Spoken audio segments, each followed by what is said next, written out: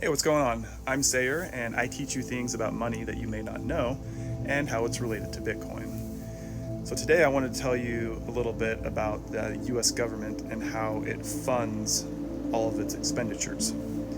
Of course, we know the main thing that we kind of think of with that is like, oh, well, the government's funded by taxpayer money. And that's partially true, but let's talk about the underlying mechanisms of that.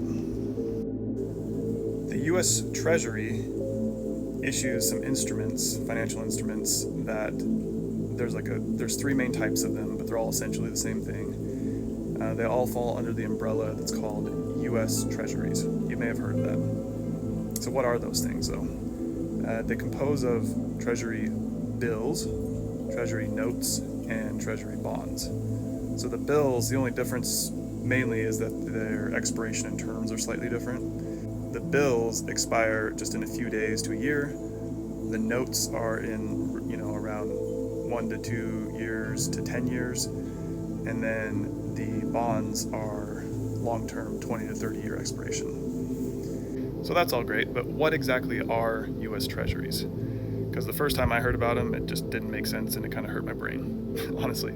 So they're selling debt, and that doesn't really make sense either. Like, the first time I heard that, what does that even mean? You can sell debt?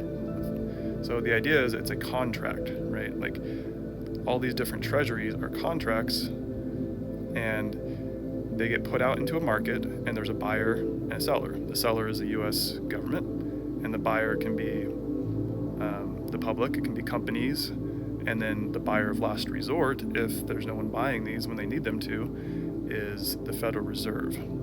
The idea of selling debt just works like this. So say I need some money for something. Maybe I want to get a down payment on my car.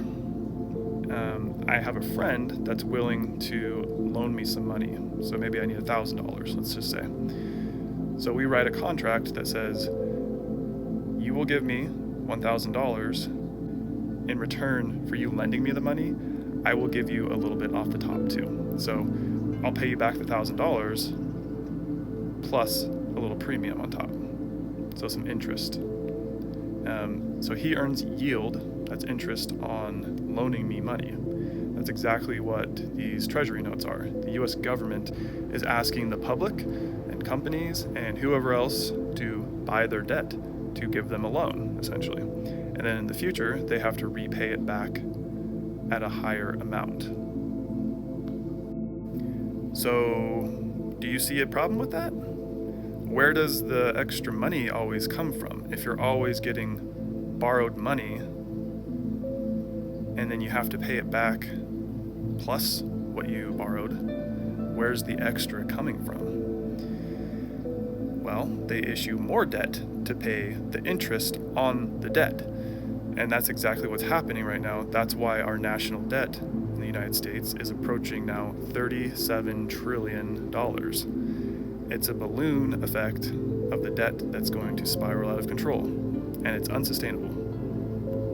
So with taxes, we know that we're paying the government a certain amount of money because we file our taxes, right? We know that.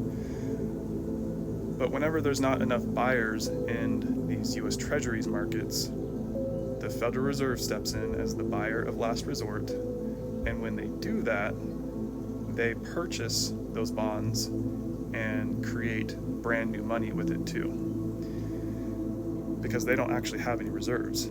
Also, the Federal Reserve is not a government entity either. Just kind of interesting name. So they make money out of nothing and then buy the US government debt. And then that injects more money into the economy. And that right there is inflation. And inflation is an invisible tax because it's diluting the value of your money. So you're paying them your taxes, and then your actual money is being diluted at the same time, but you don't really know that because the number in your bank account doesn't change.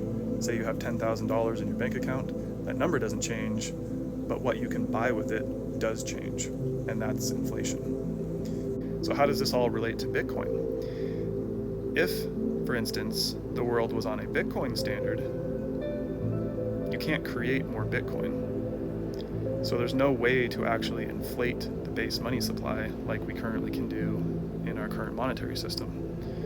That means Bitcoin would protect your value of your money and it couldn't be inflated away.